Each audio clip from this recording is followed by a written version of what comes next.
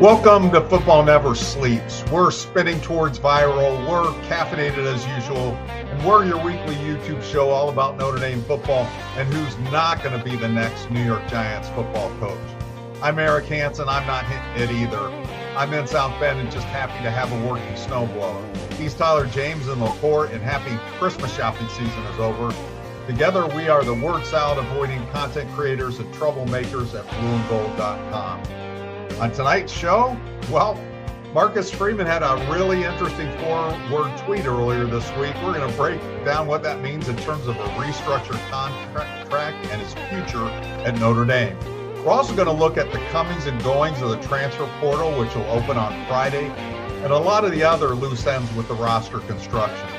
Recruiting buzz, we got that too, and of course your questions front and center. So start filling up that portal. This is Football Never Sleeps.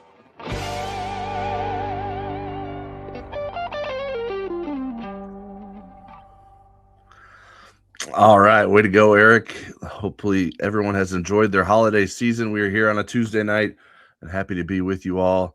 I'm here with a new Christmas present of a webcam. Hopefully this view isn't off-putting, and I need to get the right settings to figure out how I want to do this. But this is where we're at as is. We're pretty busy right now, so messing with this I didn't get to spend a lot of time on troubleshooting, but I at least did fix the audio issue that we discovered yesterday with Mike Singer when we did a video. And I didn't realize that the audio wasn't going in the right feed, so I was coughing with that, even though I thought I muted myself. So hopefully you guys don't have to deal with that. I am a little bit under the weather, but I'm doing all right, and we have plenty to discuss here on Tuesday night. First, make sure you like the video, make sure you're subscribed to us here on the channel, and make sure you subscribe to us over at blueandgold.com. We are buzzing with new subscribers this month, and we're continuing to offer 50% off for annual subscriptions. New subscribers can sign up for the first year of an annual subscription for just $59.99. Use the link that's in our video description or head to blueandgold.com and hit the join button. And I think the natural place for us to start tonight, Eric, is Marcus Freeman announcing his return. He ended his silence by tweeting on Monday, 2026, run it back, go Irish. And that signifies his pledge to return to Notre Dame with the latest contract extension, which matched the reporting Eric's been doing for us over at Blue and Gold. Sports Illustrated's Pat Forty reported Freeman's revised agreement added 1 year to extend him through 2031, and his compensation is in the top tier of college coaches. I guess to start, Eric, how important do you think the timing of this announcement was for Notre Dame? I felt like it needed to happen before the transfer portal opened up. I didn't think, getting a new linebackers coach or a new assistant on defense was super pressing, but I felt like if you're going to be trying to get players to sign a contract with you and play for you in 2026, they're going to want to know whether you're there or not. So I felt like this had to be the week that this got done. And I know Marcus's process is really doing his research and getting to the bottom of everything. And it's not just about should I stay or should I go? It's really about finding out what you are turning down instead of just saying, nah, I'm happy here at Notre Dame. And we can get into some of the reasons why there's an allure for the NFL and why the NFL would be interested in him. In fact, I just posted a column on that very topic. Yeah, and I know there's some questions in the chat about that. Yeah, I think when we discussed this previously, I had said as long as this doesn't go into sort of next weekend with uncertainty on what Marcus Freeman is doing, then I didn't feel like there was a need for a lot of concern that has been sort of repeatedly expressed on social media and on message boards in the previous weeks, with folks wanting some clarity on what Marcus Freeman was doing and how real any of this NFL stuff was. But yeah, now Notre Dame is gearing up to get ready to start trying to bring in some portal guys, finishing up trying to nail down who is returning and isn't returning for Notre Dame next season. And obviously he's got a linebackers coaching job to hire as well. So plenty of things on the to-do list now for Marcus Freeman moving forward. I think the format in which Marcus Freeman announced this and the way he did it maybe didn't necessarily help clear up things for those that wonder if Marcus Freeman is here for the long haul, but just because of the way he said 2026 running back. That almost sounds like it sounds more like to me, like a senior returning for his final year of college rather than a head coach getting ready to go into his next season at a job. Do you think that this NFL dalliance, or what I don't even know if you would describe it that way, do you think this is a recurring process that's going to happen every offseason with Marcus Freeman? I don't think it's going to happen. Could it happen? Yes, because I don't think that there is structure that could ever take care of this legally. And again, when you think about, Tyler, what the world was like in college football when Marcus Freeman became the head coach and what it's like 4 years later, it's very different. You know, we've gone light years in terms of player rights and player movement. And I think, you know, so I will mention that in the column that I posted just a little bit ago, I talked to Charlie Weiss, who's a big fan of Marcus Freeman, who's lived in both of the worlds and who texts Marcus from time to time. And we talked about what the allure would be for possibly for Marcus. They didn't discuss it, but Charlie had a lot of ideas about it, and also why the NFL would be interested in him. And a lot of people think that the biggest thing driving college coaches to look at the NFL is recruiting and getting away from that. And Charlie wasn't buying that. He felt like you have as much scouting to do for the combine and other things that you have to do with recruiting. His thought was the whole NIL/rev share transfer portal thing, that you're really at the whim of your players, and you could lose your best 5 players any year. You know, if they want to go somewhere else, they can go somewhere else next year, and then they can do that again, and they can lather, rinse, repeat until they're out of eligibility. There's a quarterback that's going to be on a 7th school. And so Charlie's feeling was, until you get that fixed, there's more stability in being an NFL coach than there is as a college coach right now. And it was just the opposite for many, many years. And so that's why I think Marcus wanted to get to the bottom of what's really going on, compare the two models and so forth, what's best for his family, what's best for stability. Right now, Marcus lives in the world very well of the NIL and the transfer portal. And Charlie admitted that being at an institution where you're getting guys that the education matters to a lot of them helps, but it's still a really scary place for a lot of college coaches to be. And now I'll stop rambling. Yeah, I think it's interesting because, like, I definitely agree with the sort of stability of the NFL and the uncertainties of college football. I do think Marcus Freeman is someone who's particularly wired to take advantage of the system that college football allows. I mean, recruiting and all that brings in that, the molding of young men. Like, I think those are things that he is good at, and I think folks buy into. And I don't know that some of those things are as valued in the NFL or even a part of the process in the same way. So I think that it would be interesting to see what sort of success he would have in the NFL if and when he decides to do that. But I do think, like, personally, if just objectively, I think he seems more tailored to be a college football coach than an NFL coach, though I do see some similarities with some coaches who have had some success recently in the NFL, whether it's a Dan Campbell or Mike Vrabel. I think Marcus Freeman is being viewed in sort of similar veins as those guys. And that would be a way that he could potentially continue to draw interest from NFL teams, especially if those guys continue to have success at the NFL level. Yeah, I think one of the reasons it works for Marcus and it works for Notre Dame football fans is his old school values. He's able to marry those with this new world that we're in, and they play well. His authenticity plays well, his caring about people, his relationship building, all those are great. And I think it does make him a really good fit at this level. Could it fit at the next level? I think so, but the dynamic is different. And so, but I do think it matters. And I do think fan bases, Notre Dame's fan base loves it because Marcus a lot of times talks like they think. He talks about his love for Notre Dame. He talks about appreciating the job he has. And I think that resonates with fans. And it's not a phony thing. He's not telling them what they want to hear. He's telling them how he truly feels. Now, will he feel that way a year from now, 7 years from now?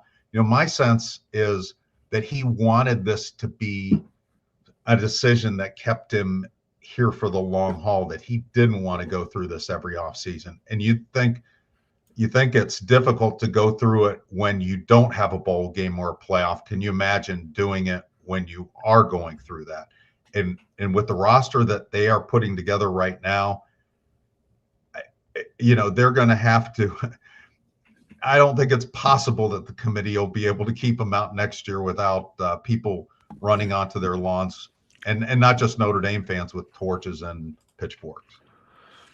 Yeah, the obviously things are building towards 2026 for this Notre Dame program, and even more reason for Marcus Freeman to stay. I did want to throw in this question from Andy in Georgia. I read Marcus Freeman was a top college coaching candidate for NFL jobs, but not a top candidate. Did Marcus Freeman ever interview for an NFL job, and or was he ever offered an NFL job? I don't think either of those, and he hasn't worked at that level. What he brings to the table and that NFL teams like is his leadership qualities. They love his leadership qualities and his management qualities, and they see him evolving every year, and they feel like that's a translatable skill set to the NFL. Now, Tyler follows the NFL a lot more than I do, and he could tell you specifically about different teams, but not all teams operate the same. One thing you would want if you're a college coach leaving college to go to the NFL is you would want control. And some organizations, it's more control for the coach than others. And then would even that same organization who just gave control to the coach they fired to bring Marcus in, would they necessarily give a guy without any NFL experience that kind of control right out of the gate? Would they want to have a little bit more with the general manager and that kind of thing? So again, not all NFL opportunities are equal. Yeah, I think the NFL interview process is a little bit different because there are rules and guidelines that the NFL teams have to follow, particularly like the Rooney Rule in terms of minority coaches. I don't know, like, to what extent, like, say for instance the New York Giants. The New York Giants have had a coaches opening for a while, so they could have been doing research on Marcus Freeman for weeks and months and have a pretty good idea if they wanted to offer him the job before interviewing him. Obviously they would interview him, I think, to sort of seal the deal probably, but I think just because of them already having an opening, they could probably get pretty close to knowing that's what they wanted to do. I mean, anyone who's met Marcus Freeman isn't going to expect Marcus Freeman to do poor in a job interview. Like that, right. that doesn't seem very realistic. So I think if Marcus Freeman did interview for an opening like that, I think it would be probably the last step in the process and not the first step. So I mean, we can sort of split hairs in terms of whether or not he did or didn't and how serious interest was. I mean, I don't think there has been a formal interview. There has not been one reported as such. Right. But I say that. I think what I thought the question was, had he done that earlier in his career before he was at Notre Dame? That was something I had looked into. Got it. Yeah, I don't think so, but I do not know. I wouldn't necessarily know if he had that without having to go back and do some research. Tom Creevy said, why would Coach Freeman be interested in a pro job like Giants or Titans?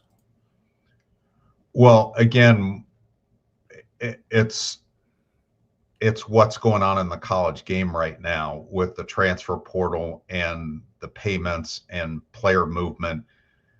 Again, Marcus has been really fortunate in that he hasn't had to rebuild a whole team. I think I read somewhere about Iowa State, about how many players are in the portal or have left the program. I need to research it, but I think I read that it was less than 20 players. Now they had a coaching change, but even when you think about how much Notre Dame's roster is going to change in 1 year with a lot of good retention, with a lot of good vibe about the program, he's bringing in 29 recruits, and let's just say there's only 6 transfers, 35. I mean, that's more than a third of your roster. That's a third of your roster in terms of total roster. It's more than a third when you talk about 95 scholarship players. And so that's a lot. I think Marcus Freeman feels like the program culture is at a good place. But again, what if the market changed? You know, he's very fortunate right now because, and Notre Dame is fortunate to have him, but that I've never seen the administration so aligned with a coach, with a football coach, as I have seen it with Marcus Freeman.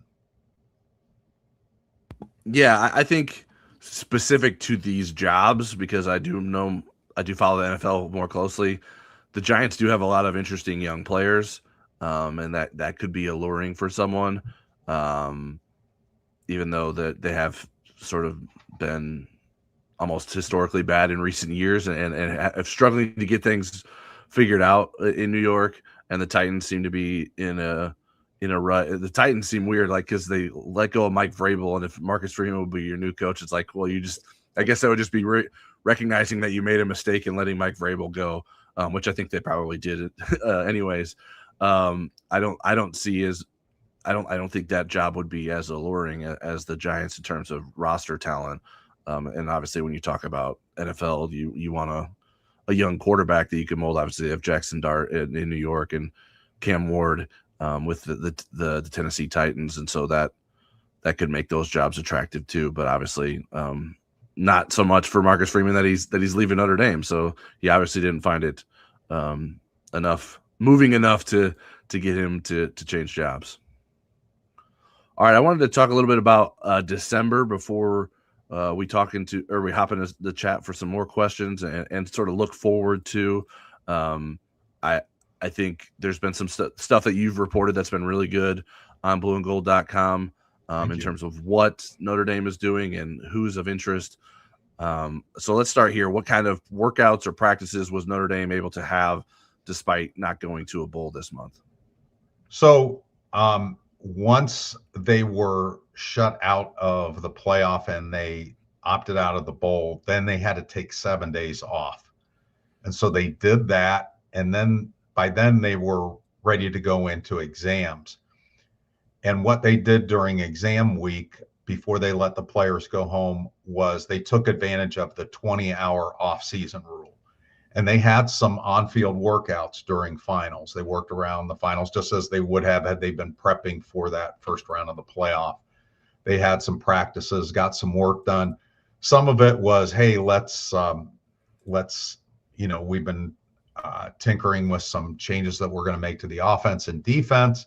Let's get a head start on some of that. Some of it was a symbolic, let's turn the page from last year. That was last year. This is 2026. And so it was kind of a healing process, a symbolic turning of the page process, but there was some pragmatic parts in terms of getting some work done. And they could have continued to do that, and they can continue to do that in January by the 20-hour rule. So the thought that they wouldn't get any practices in was not true. They were able to get some in. All right. Offensive guard Billy Schrauth became the 4th player to declare for the NFL draft from Notre Dame with eligibility remaining. He followed running backs Jeremiah Love, Jadarian Price, and offensive tackle Emil Wagner. Do we think that's the last of the NFL draft announcements? I do. I would be surprised if somebody else. I mean, there's players that are on that kind of bubble that can make that decision. But you would think that they would have made the decision by now. But I know how Notre Dame is really good about with their social media and so forth, and staggering these departures out so that kid kind of gets his spotlight. It's not like 7 in one day, and they kind of get buried in a news dump. They've been really good about giving everybody kind of their spotlight as they deserve it. And but I don't think that we're going to see another one. But I mean, again, I wouldn't be surprised. With Emil and Billy in particular, they both really struggled with that decision. They went back and forth. They were staying, they were going, they were staying, they were going, and for different reasons. But they ended up both going.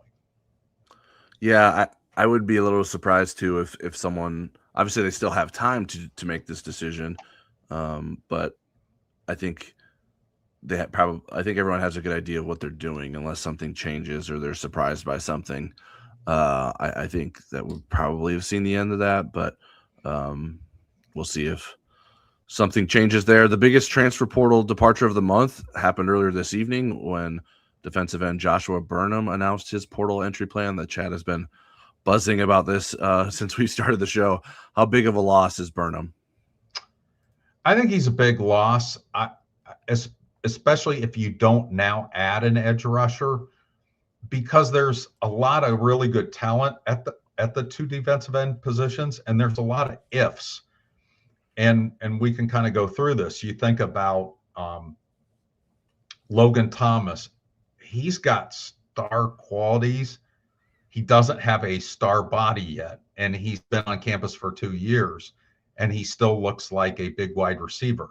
He looks like a boundary receiver. He doesn't look like a defensive end. Is Bryce Young going to lift his way into being a defensive tackle at some point? Is he an inside guy eventually? I don't think either of the freshmen are going to be big enough to help you as an every down player or even as a heavy rotation player. You can tell me if you feel differently about that, Tyler. Again, there are bodies. You have Boubacar Traore. You're losing Junior Tuihalamaka as well. And Chris Burgess is moving inside. So I think maybe a portal pass rusher on that side is what you need. I do think Anthony Saka is going to end up being a defensive end. But again, a lot of these guys are young. And Burnham was a proven commodity. He wasn't always a healthy commodity, but he was a proven guy. And I think he will go to a place where he's guaranteed to be a starter and play a lot of downs and get an NFL career going. Yeah, I think it's a big loss. You gave Notre Dame the veteran defensive end presence it needed and would have going into next season. They already losing Jordan Botelho and Junior Tuihalamaka from last year, and so to add Burnham to that list is a blow. You basically have Boubacar Traore and Bryce Young coming back, and then after that, it's a lot of unproven guys. Burnham was second among defensive end and tackles for loss with 6, and also second in sacks with 3 among the defensive ends on Notre Dame's roster last season. And that was without him playing a huge role. He was 5th in defensive end snaps. He dealt with a strained adductor, and this, I think, is getting to this question I put here or statement here from T. Dawson. Please explain to me why Burnham is leaving.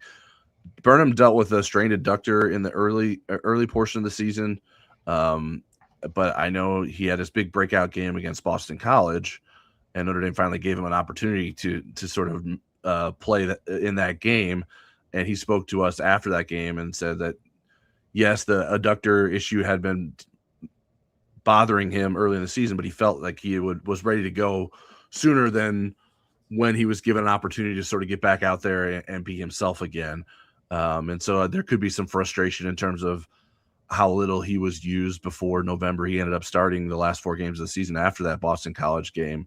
But Notre Dame was maybe overprotective of him, and maybe believed in some other guys because it did have other capable defensive ends on the roster. I think next season would be a little bit of a different story in terms of his playing time. But I think if you're a guy going into your last season of college eligibility, do you want to trust guys that maybe you felt didn't give you as much of an opportunity as you wanted, or you want to try to start fresh somewhere else? So I think that's probably a little bit of what happened here. I know people say, well, who's better than him? But I think if you have your mindset on doing that, and I think you probably get paid a lot to do that somewhere else too, like Notre Dame. I would be surprised if Notre Dame was being cheap at the defensive end position. Like that wouldn't make a lot of sense to me in terms of if Mike Martin's talking about, oh, how do you allocate your money in rev share in terms of what positions hold value? Defensive end has to be towards the top, right?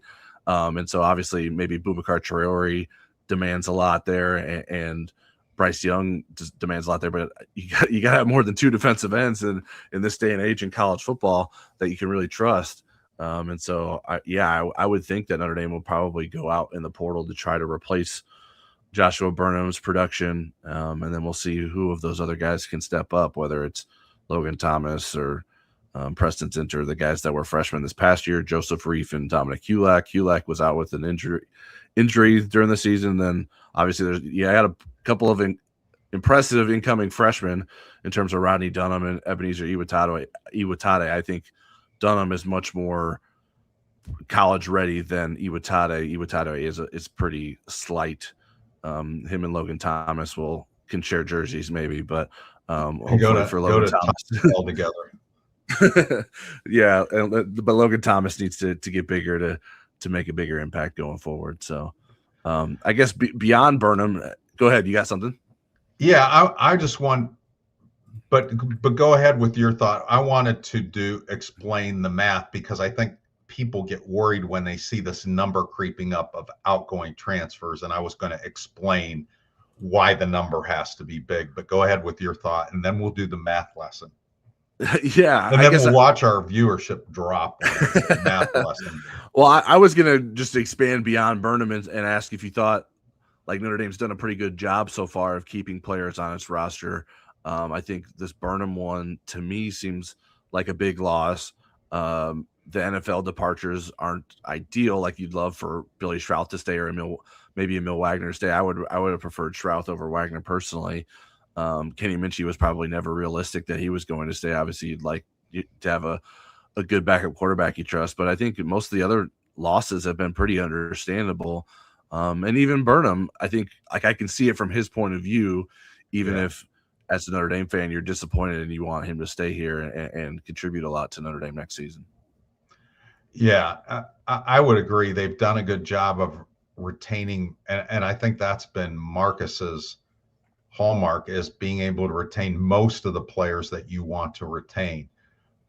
There are like star players at other colleges that are leaving, and not saying that Burnham isn't a star, but I mean, big time guys, the best player on some teams are leaving their teams.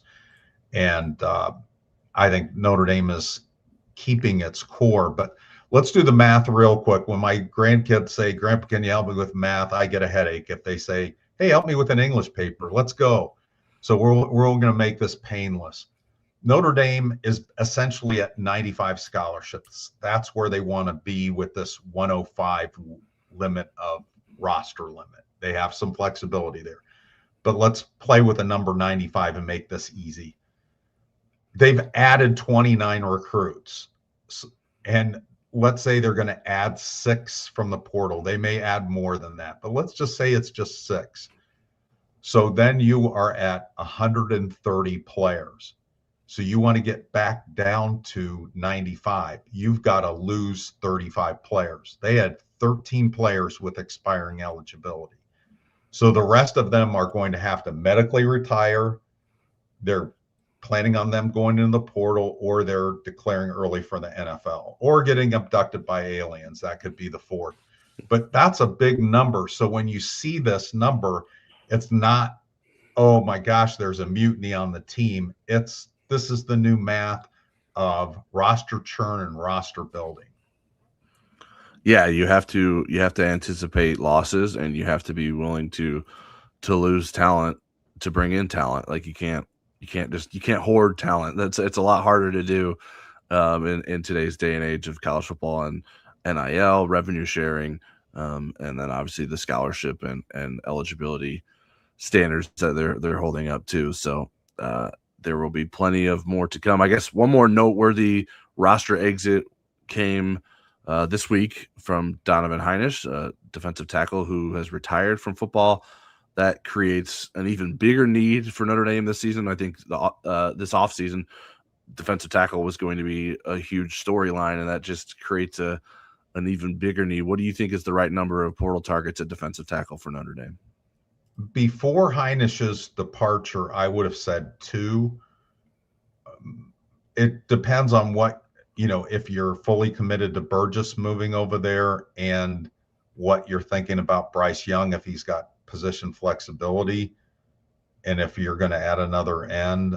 I could see 3. I think you'd go get a starter. The person that we don't know about is Jason Aneyas, because he's applied for a 6th year. I think he's got a good case, but when the NCAA is your arbiter, you're like, I don't know if I really want to depend on that. So, but especially if you're Notre Dame and you don't feel good about Jason's case, I would say 3. If you do feel about his case, you could probably get by with 2. They have some numbers there. I think there's some guys that are running out of opportunity window, like Brennan Vernon, for instance. I think there's some interesting body types in Sean Sevillano Jr. and is it Davion or Davion? Davion Dixon. I mean, those are big Lewis Nix size nose guards that are pretty interesting to have on the roster. I don't know how soon they are, close they are to playing. I think Elijah Hughes and Burgess are 2 guys that are real wild cards in this. Elijah Hughes, to me, was one of the most surprising players on the roster last year. Yeah. He played really well. He played enough downs where you say, okay, this is real. And he played high leverage snaps. Burgess, I think, could be a star at defensive tackle if he embraces it and, puts a little bit more weight on. But it's a new position for him. And how fast, I think it's more of a matter of when and not if with him. But if when isn't next year, then, it's a ticklish situation. What's your magic number on the interior defensive lineman? Yeah, I think I would be okay with 2, and I think you could settle for 1 if Jason Aneyas returns. I think that's still relying on guys you have on the roster a lot, but I do think you have so many bodies committed there that sort of where we talk about the math of things.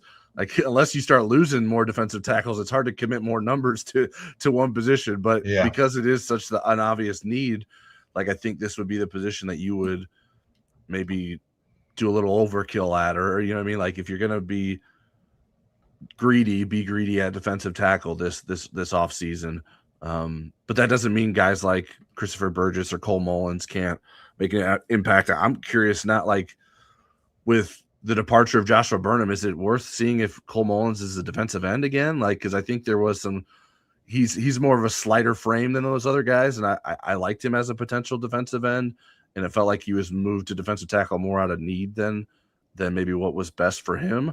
But I think we've also seen like guys that move back and forth. It sort of stunts their development too. So that might not be good news for Cole Mullins either. So I'm curious what happens there. Burgess, I did a defensive tackle outlook story today, and I had some people reach out to me after it published, and someone mentioned to me that Burgess is already up to 297 pounds. So his transformation to a defensive tackle is well underway. I really liked him as a high school recruit. He was raw, but very strong, very powerful and explosive. So I'm curious to see what he can look like on the defensive interior, because I feel like that was what was best for him. I was just a little uncertain if he was going to be fully committed to doing that.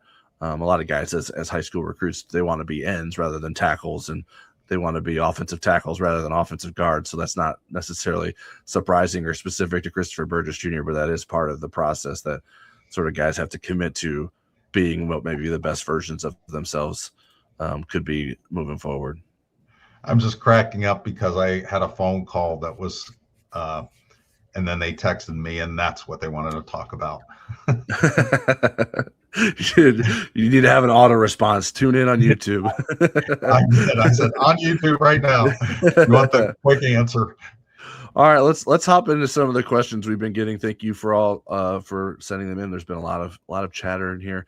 Robin Rudy said, this is Jeff Stevens, the entire defensive line has been an issue for a while. I wonder how if Marcus Freeman needs to move Al Washington to linebackers coach and get a more dynamic defensive line coach / recruiter. I don't think that's a bad idea, not necessarily going along with the rationale that Washington's deficient there, but I don't think that that's out of the realm of possibilities of the way that the opening can play out. Would Al Washington feel like, and he's coached linebackers before, this helps him in terms of presenting him as a defensive coordinator for the future? I don't know. I mean, that's an interesting question, but it could play that way out. I know Coach Washington has his critics. I think probably the loudest critique is about interior defensive linemen, and yet he's developed them. Has he been able to recruit the 5 stars? I mean, he's been hitting some home runs at defensive end. Right. But there has been criticism. But in terms of your idea about him being at another position, again, then who do you get as that defensive line coach? Who's an elite defensive line coach that you could see fitting in there? Certainly, I would think, from what I was told that Marcus was very happy with his new deal with the restructuring. There's also a commitment to making the assistant coaches happy and making Notre Dame an attractive place from a financial standpoint to work. So I don't think money would be a problem with Marcus getting, and who wouldn't want to work for Marcus Freeman if you're a really good defensive line coach, giving his defensive background and how hot of a coach he is in terms of evolving as a head coach. So I think that's a pretty good idea. I'm just not sure that I go along with the motivation for it, but I like the idea. Yeah, I don't agree necessarily that Al Washington needs to be replaced. And so I guess if I'm buying into the idea that he does need to be replaced, my question would be, well, then just get rid of him. Like, why keep him as the linebackers coach? I mean, I understand if you think he's a really good coach, but I don't know. Like, it would seem to me that if you were going to get rid of Al Washington as the defensive line coach, then I think you should just get rid of him totally. Right. And what I was trying to, and maybe I didn't do a good job of saying, I was saying not get rid of him, but maybe he would want to do that and you would have a different defensive line coach. Do you see what I'm saying? I'm trying to say this is how it could play out. Not that I thought he needed to be gotten rid of. I just want to make sure you thought. Yeah, I wasn't getting that impression from you. I think just the concept to me, I think you don't move him to linebackers coach because you want a better defensive line coach. You move him to linebackers coach because if you think he's the best linebackers coach that you can get. Like, I don't think if you think you need a better defensive line coach, hire a better defensive line coach, and then hire a better linebackers coach and get rid of Al Washington. If that's the premise that you're working with, I'm not operating from that premise, but that's my philosophy as it comes to that. I don't think that you just move them back to linebackers because you think you need a better defensive line coach. You just get rid of them if you think you need a better defensive line coach. So that's I guess I'm picking nits there, but I think there certainly needs to be continued growth on the defensive line, but I think he's been getting the job done. I mean, he just signed a really good class of defensive linemen, up there with some of the best that Notre Dame has signed in recent memory. So it would be an odd timing to get rid of him as a defensive line coach or to move him back to linebackers, in my opinion. So I'd be interested to see if that happens, and the explanation for that if it did. Terry Howie says, how many players will the Irish take in the portal? Well, I came up arbitrarily with 6 just because I wanted the math to be easy for me.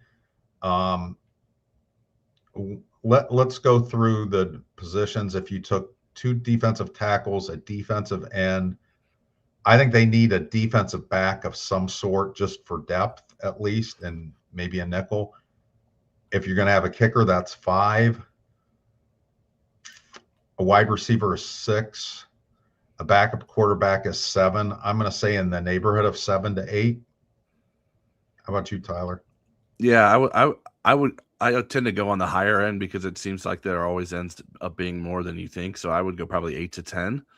I think Notre Dame is going to address its needs, and we'll see how many more needs develop in terms of more transfers out. But I think we have a pretty good sense of what Notre Dame needs right now. And I think, listen, we were talking about this being a year that needed Notre Dame sort of pushing to go all in. And so if it can find those guys that it feels like can make an impact for Notre Dame next season, I don't think it's going to be shy about trying to add them. ND in Georgia says, what are the repercussions if a school exceeds the revenue share or pays NIL that is not approved by the clearinghouse? Who passes down that penalty? So I did a story trying to explain some of the ABCs the other day of this whole revenue picture, and it probably is more like the RSXs. It's very complicated. And one in the sources that I spoke to, the big bugaboo is, what is the enforcement piece? That's the problem. There is allegedly one in place. I'm not sure that it has any teeth. And so we're going to see, because there's going to be people that don't play by the rules. And this is why there's such an urgency of trying to get Congress involved and getting something passed that's congressional, because as it exists right now, it's more the honor system than it is something that's really enforceable, is my take on it. Yeah, in theory, the NCAA is the answer, but the NCAA is losing its teeth seemingly, and sort of passing the buck on and trying to get Congress and not getting implants either to replace them. T. Dawson says, how quickly, once the portal opens this Friday, will we start to hear about players joining a new team? Immediately? I think I was talking to somebody, a source today, and they think the first 4 days of the portal is going to be crazy. I don't know if that means everybody's going to sign, because I think there has been a lot of preliminary work done. I think with Notre Dame, they like to have the players visit. So I don't know that Notre Dame is necessarily going to, have people sign in the first 4 days, but I think they'll have a lot of those players visiting. And again, the portal is open for 15 days beginning on January 2nd. That doesn't mean you have to have signed somewhere in those 15 days, but Notre Dame starts classes the day after the portal closes for spring semester. And Notre Dame has had stragglers before. I think Blake Grupe was a little bit late coming in, but it wasn't that late. It wasn't like the second week classes. It was still that first week. So I don't think this is going to be a long, drawn out process when it pertains to Notre Dame. And keep in mind, Notre Dame starts its scouting of potential portal people way back in July. They vetted the people that they're interested in. And so it's not the speed dating process. It is a little bit, but it's not what it appears and what it is for some schools. They have done a lot of the background on these players. Yeah, and T. Dawson followed up with, can teams talk to portal players before Friday? And legally, the answer is no. The reality is yes, that folks are having discussions behind the scenes, back channeling, all kinds of things. With agents. Yeah. With agents, and these things are happening, even though they're not supposed to be happening.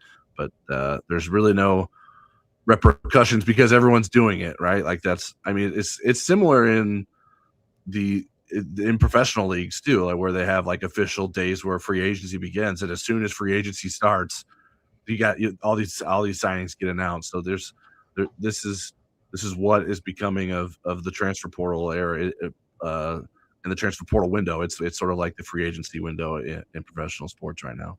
I'll give you an example. Last year I did an intel piece on women's basketball recruiting, and I had a source, and one that I very much believe, that Olivia Miles was getting inquiries the first month of the season to go elsewhere. Mm-hmm. Yeah, it's something that happens all the time. Lauren Hamilton says, what happened to Brendan Vernon? I remember everyone being excited about him. Tyler, you can probably speak to this better than I can. I'll give it a shot here. It felt like when he was a recruit, he kind of started out as a 5-star, and then it was a little bit of a dip in terms of what people expected of him. But I know Notre Dame was really happy that they signed him, and there were a lot of other schools that wanted him. He came in as a big defensive end with the thought that he would get bigger and be an interior player. And Tyson Ford kind of had a similar path, and it didn't work out great for Tyson. And it doesn't seem like it's working for Brendan Vernon. I can't tell you why it's not working for him, because there's been other players that it has worked for. And Howard Cross is a guy like that. Riley Mills was kind of an outside guy that went inside. So I can't tell you why. Maybe Tyler has more insight into why it's not working for Brendan. I think there's been some injuries too, but not to the extent that how big of a stall he has. Yeah, he just hasn't panned out for whatever reason. I don't know that I could pinpoint specifically why, other than that he just hasn't been as good as Notre Dame thought he was as a recruit. If you look this past year, I don't think he played in a game this past season, and he was playing scout team offensive line a lot in practice. Now I think that speaks highly of Brendan Vernon and his willingness to be a good teammate.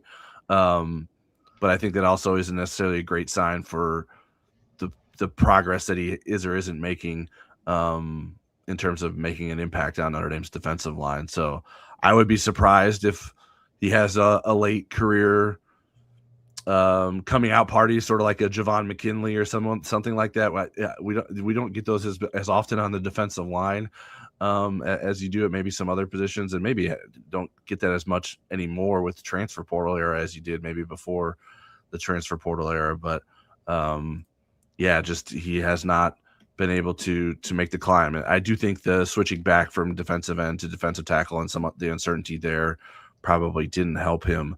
I think he's been sort of stuck in that rut as a defensive tackle since then. Look, Tyler, my math lesson made the viewership go up. Let's do some more math. All right, folks. Now it's time for long division. Outbound 1219 says, so what is our fine host New Year's resolutions for the up and coming 2026 year? I don't know about you, Eric. I'm not a huge resolutions guy, but are you?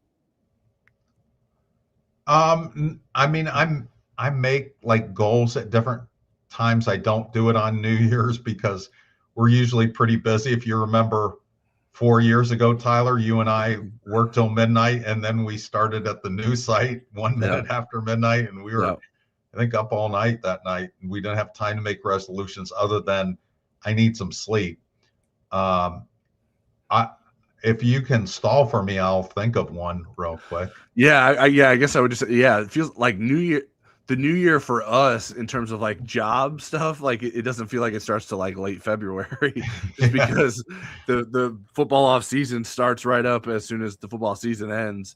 And we don't get much of a reprieve here in late December or early January. So, and then the coaching cycle happens. And so we try to get, that's when I maybe try to reset a little bit more than I do right now. Because right now it's like, oh yeah, I guess New Year's Eve is tomorrow. We better get ready for that. But I'll have plans with friends and stuff like that. But I haven't necessarily set any resolutions going into next year. So I've got three. One is this one's gonna be boring for you guys.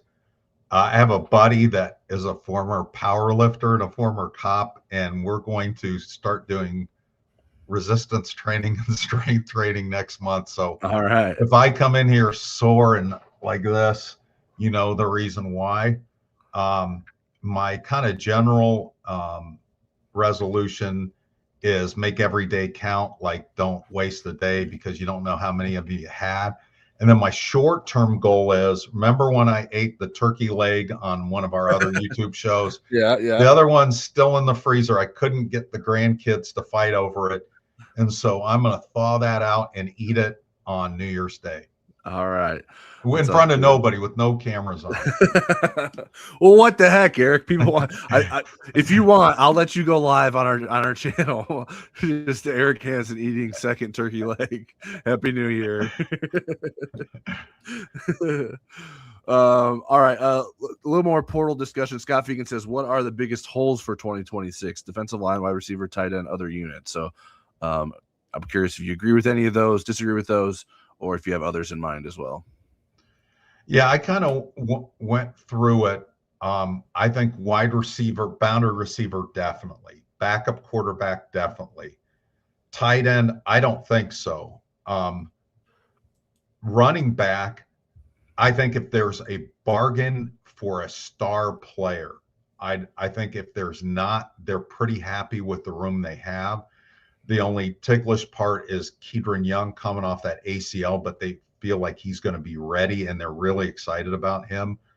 Then flipping to the other side, we talked about the defensive lineman. I don't think at linebacker there's a need for that unless they were to lose somebody like Bowen or Snead unexpectedly to the draft or something else. I think Adon Schuler is staying put. I do think there needs to be some depth at that corner nickel area, just with losing Tucker and Hobbs and Devontae Smith being out of eligibility. I think there's some really good talent coming in the door, but I think maybe an experienced backup makes a little sense at one of those positions. And then I do think they need to go get a kicker. Yeah, I don't think we have major disagreements there. I do like the nickelback cornerback like possibility there. I also agree that tight end doesn't seem like a need to me. I think there were folks talking in the chat about that, and I think someone even said something about the injuries that they have at tight end makes them need it. Cooper Flanagan's the only one coming off an injury, and he will be a long time removed from his Achilles injury. Now, obviously, things didn't go as planned for his return at the end of the season, but I think Notre Dame should be fine with the options it has there with Cooper Flanagan, James Flanagan, Ty Washington, Jack Larson. Ian Premer walking in the door. Ian Premer and Preston Farzell. You have six. So you have six of them.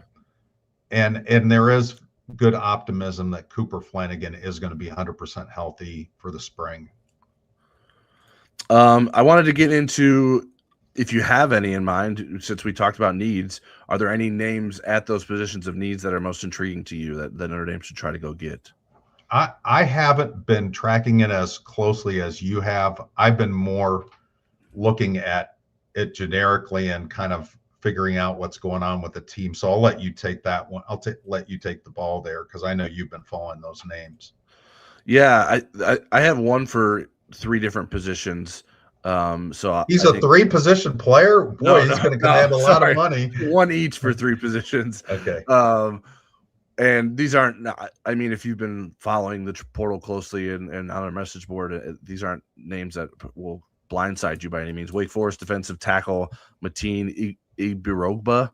I think he is an intriguing potential target for Notre Dame at the defensive tackle position. More of a pass rusher than a run stuffer.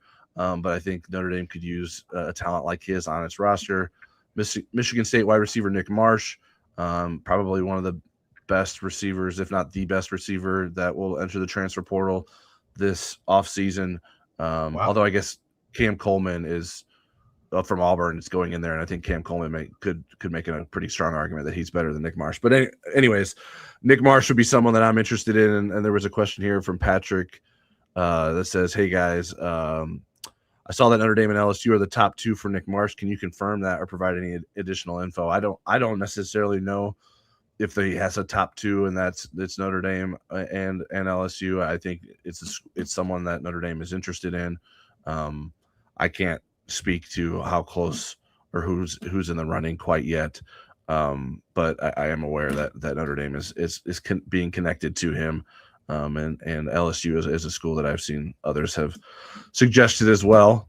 And then when Joshua Burnham went in the portal, the first name that came to mind to me was Miami of Ohio defensive end Adam Trick. He is a talented guy that I think would obviously bring experience. Well, maybe not obviously if you don't know who he is, so that's probably a stupid word to use, Tyler. But Adam Trick is someone that has played a lot of football at Miami, and been productive there. Obviously, a Notre Dame tie with Chuck Martin being the Miami of Ohio head coach, and I think there's some other Notre Dame ties on that coaching staff. So that could be a potential edge rushing option for Notre Dame in the transfer portal. So what do you think? Did I sell you on those guys? When you said Adam Trick, I was thinking of the band Cheap Trick. I don't know if he'll be cheap, but that's what the transfer portal is all about. We're getting towards the end of the hour. I wanted to see one of the things you put on our, description for the video today was off-season risers. So I wanted to maybe quickly go through some guys that come to mind for you in terms of players on offense and defense who could surge this winter or spring to take on bigger roles next season. I don't know if you've been able to put together a list. I actually didn't come up with a full list before we got started today, but is there anything or any names you want to highlight in terms of and maybe relating it to some of the intel that you've been receiving that you've been reporting on blueandgold.com? So I'm for offense, and these aren't in order. This was just kind of stream of consciousness after I posted my column, which was a mad scramble. But I went with Will Black. I think Will Black is going to be very competitive and competing for one of those guard spots. I think Gerby Lambert's going to move out to tackle. And so then you'll have, presumably either Charles Jagaza or Anthony Knapp competing for one guard. I think Will Black has a shot to win the other guard spot. He would be competing with Sullivan Absher and some other people. I have James Flanagan. I think James Flanagan is going to be Notre Dame's #1 tight end. I think he has a really good chance at that. If Ian Premer were an early enrollee, I'd probably roll him in. I didn't put any freshmen on the list. Yeah. He's one of the few people that aren't coming in January. Aneyas Williams, I think he's got the inside track on being the #1 running back. But, man, I think it's really going to be fun in the spring. And then once Kedron gets back in training camp, presumably watching that shake out, because there's not just an obvious two out of that group. I went with Micah Gilbert. I think Notre Dame will go out and get a boundary receiver. I think Cam Williams is in play too. It's going to be a really interesting spring for him based on some of the intel I had. And then I went with like a couple of injured players, Jaden Greathouse coming back into play, Charles Jagaza, who hasn't played in a year. So those were my offensive players. Okay. Yeah, I think I agree with all of those. Mentioning Will Black, I'm interested in what Matty Augustine can do this offseason too. They love him. I mean, I think he's more blocked because of the tackles. Right. He could move inside, but he's been playing. But Black has been training inside. That's why I had him ahead. But they love both of those guys. Yeah, and folks on the message board were giving me some pushback about the Will Black playing guard idea, because everyone wants to move Anthony Knapp away from tackle, and they feel like Will Black is the next Joe Alt. I think we got to let Will Black be Will Black and quit putting that pressure on him. But I thought Matty Augustine was maybe in a better spot early on last season to contribute if necessary than Will Black was. That doesn't mean that will necessarily be the case. Will Black surged in his November practices, I can tell you that. Right. Yeah, so like that can definitely change in the next 8 months. But I think those are two guys that can bring some competition to the offensive line and push guys to make sure that they secure their roles, or maybe just unseat them fully themselves. So I think that it'll be interesting. It's going to be an interesting offseason for the offensive line. I wrote a column this week about how I feel like this is the year that Notre Dame needs to be a dominant offensive line. I don't think it was a dominant offensive line last season, and it needs to really hit that home this season. All right, what about defensive guys who could surge? Well, I think there's opportunity on the defensive line. So let's go away from that first and talk about, and then we can load up on defensive line guys. I think saying Madden Faramo is kind of cheating because he was already in the rotation, but with Kingston Biliamu Asa out until who knows when, I mean, because he suffered that late in the season, Madden Faramo is going to play a lot. In the defensive backfield, I have a feeling Dallas Golden's going to find his way onto the field somewhere. Ethan Long feels like a guy that needs to be in the rotation. If we go to freshmen, I mean, those freshman defensive backs, my goodness, you've been doing film reviews on these guys. I'll let you talk about those guys. But and then let's go to the defensive line. I think Christopher Burgess is going to get a chance to be a contributor. I think Elijah Hughes is a guy that could really be a surprise and be as good or better than Donovan Heinisch with another year under his belt. I just was really impressed with him last year. And then I mean, Bryce Young, it seems weird to call him an ascender, but I think people felt like he would be a star last year, and he was a good, solid player. So maybe he's going to come up. Logan Thomas, if he can put on the protein, I mean, that guy could be really, really good. Those would be kind of the guys that I'm looking for. How about you, Tyler? Yeah, those make sense. Those freshman defensive backs that you're talking about, the guys that will be joining the team next month. There's some impressive guys there. Joey O'Brien is a very talented safety. Kari Adams is a really good corner, has great length and speed. Aiden Pouncey, I think, could play either cornerback or safety. They're going to try him at safety or cornerback first, but I think he could be a good safety as well. So there is an embarrassment of riches there in terms of young defensive backs for Mike Mickens. We'll see which of them become the ones that are sort of the next in line for Notre Dame. It's sort of curious too. Like there's more opportunity there because Mark Zachary's playing basketball.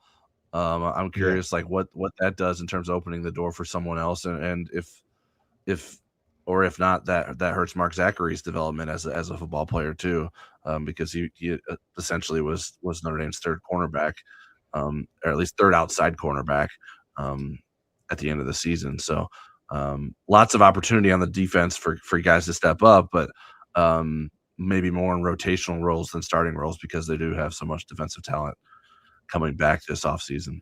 If they didn't get a portal nickel, would you think it's Dallas Golden, or would you think one of those freshmen could handle it, like a Pouncey? Or I would think Kari Adams. I mean, he texted Kyle Kelly. We were talking and said, "Where are you starting out?" And Kyle Kelly texted him and he said boundary. So I mean, he's following in Leonard Moore's footsteps, but. Yeah, I wouldn't see him as a nickelback guy. I guess Pouncey could be, but yeah, I think Golden is someone that he was certainly challenged at times last year as a freshman, but I think there were signs of what he can become as a nickelback. So yeah, he would be my favorite personal option there in terms of the young guys at nickelback. I guess I would be somewhat interested in Cree Thomas potentially, but he never really emerged there last year. So that makes me wonder if that just doesn't make sense for them. Nick Reddish is the guy probably most likely to be a nickel in the incoming freshman class. More of a safety in high school, but I think could play nickel at the college level. I'm not sure if he'll be physically ready to do that as a freshman, but I think he's the most nickel body type, I guess you would say, and plays most like a nickelback at the high school level. All right, I guess just real quick before we get out of here, wanted to mention that Notre Dame added a Christmas Day commitment from Australian punter Jasper Scaife. He was added to the 2026 class, has 4 years of eligibility remaining, assuming there's maybe it was December 26th on his part of the world by then, and that maybe didn't see the inconvenience in that. Yeah, that was I was like, okay, all right, this is what's happening. So he reading, Jack Sobel did the story for us. He played for Hawthorn Football Club of the Australian Football League, or the AFL. He was a forward who impressed Hawthorn with his booming kick with West Perth of the West Australian Football League in 2024. He's never played American football before, similar to James Randell.